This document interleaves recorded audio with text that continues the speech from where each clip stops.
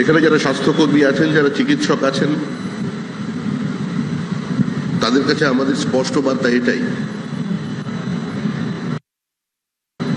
যে এই সরকারটাকে কোনো দল নিয়ন্ত্রণ করবে না। কোনো বিশেষ দলের কার্যালয় থেকে কোনো চিকিৎসকের বদলির অর্ডার আপনাদের সামনে আসবে না।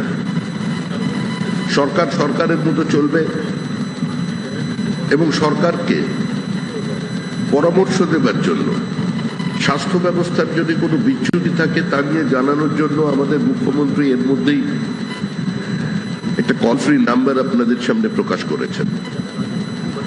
আমরা চাই 50 বছরের যে ক্ষত আমাদের সমাজে তৈরি হয়েছে, যেখানে সমস্ত কিছুই কার্যত দল নিয়ন্ত্রিত হয়ে গেছে, প্রশাসনের সম্পূর্ণ রাজনীতিকরণ হয়েছে, যেখানে চিকিৎসকদের বদলির ক্ষেত্রেও একটা পলিটিক্যাল ভেন্ডেটা কাজ করে চলেছে, তার মধ্যে থেকে স্বাস্থ্য পরিষেবা বেরিয়ে আসুক এবং এই প্রশাসন বেরিয়ে আসুক।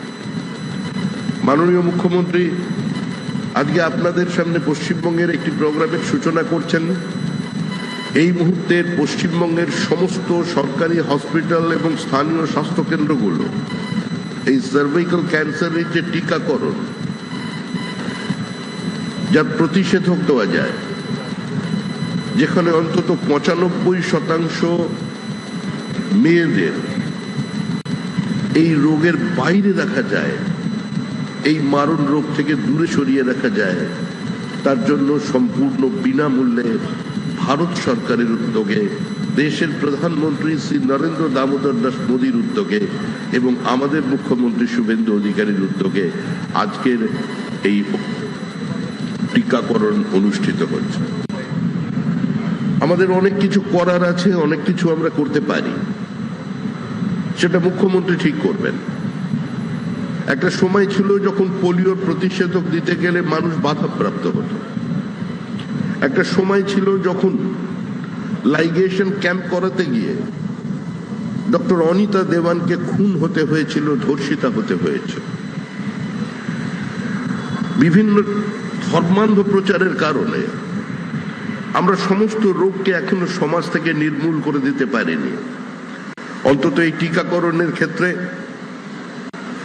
যারা সমাজ সচেতন আছেন, যাদের সঙ্গে রাজনীতি বা সরকারের দূর দূর পর্যন্ত কোনো সম্পর্ক নেই, তারা তাদের পরিবারের মেয়েদের এবং সমাজের সর্বস্তরের সমস্ত সম্প্রদায়ের সমস্ত উপাসনা পদ্ধতির মানুষ যাতে অংশগ্রহণ করেন তার জন্য সচেষ্ট হবেন। সরকার নতুন তৈরি হয়েছে, এখনো স্বাস্থ্যমন্ত্রী কয়েকদিনের মধ্যেই হয়তো শপথ নেবেন। সেটা সরকারের বিষয়, সেটা মাননীয় মুখ্যমন্ত্রীর বিষয়। কিন্তু আমি অত্যন্ত আশাবাদী যে আমাদের মাননীয় মুখ্যমন্ত্রী পশ্চিমবঙ্গের এই ক্রমবর্ধমান যে জনসংখ্যা বৃদ্ধি হয়ে চলেছে সেটাকেও নিয়ন্ত্রণ করবার চেষ্টা করবেন। সুস্থ স্বাভাবিক সমাজে আজকে পরিবার পরিকল্পনা সেটাকে বাধ্যতামূলক করা যায় কিনা, কিংবা সরকারের ফ্ল্যাগশিপ প্রজেক্ট বানিয়ে সেটা নিয়ে ব্যাপক প্রচারের মধ্যে দিয়ে এই জনসংখ্যাকে আমরা নিয়ন্ত্রণ করতে পারি কিনা, জমির ওপরে এই মানুষের চাপকে আমরা কমাতে পারি কিনা, আমরা এই পরিবার পরিকল্পনার মধ্যে দিয়ে, জন্ম নিয়ন্ত্রণের মধ্যে দিয়ে আমাদের মহিলাদের আরো সুষম বিকাশ ঘটাতে পারি কিনা, শিক্ষায় তাদের আর্থসামাজিক উত্তরণের অবস্থায় পৌঁছে দিতে পারি কিনা, সে নিয়ে মুখ্যমন্ত্রী সিদ্ধান্ত নেবেন। এর বাইরে আমার কিছু বলার নেই।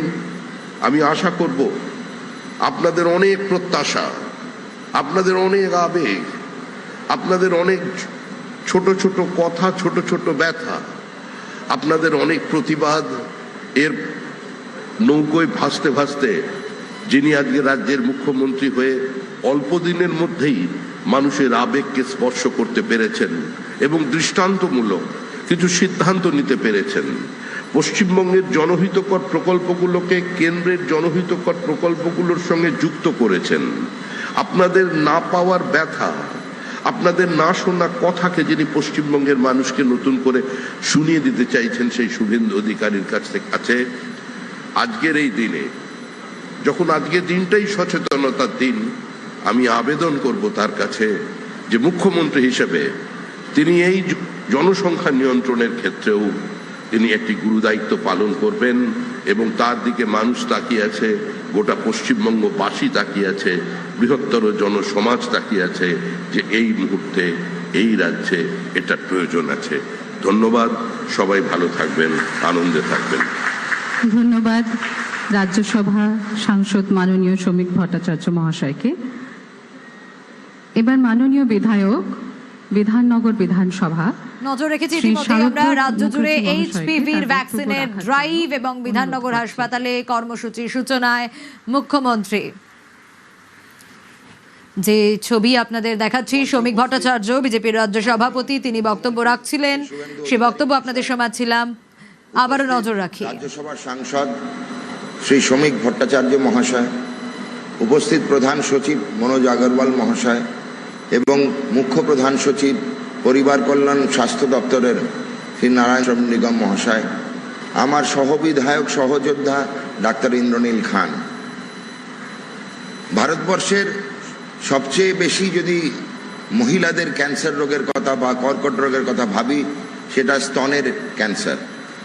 সবচেয়ে বেশি ক্যান্সারের পরে 2 নম্বর স্থানে যেটি আছে সেটা হচ্ছে জরায়ুর মুখের ক্যান্সার, বা পরিভাষায় যেটা আমরা বলি সার্ভিক্স ক্যান্সার।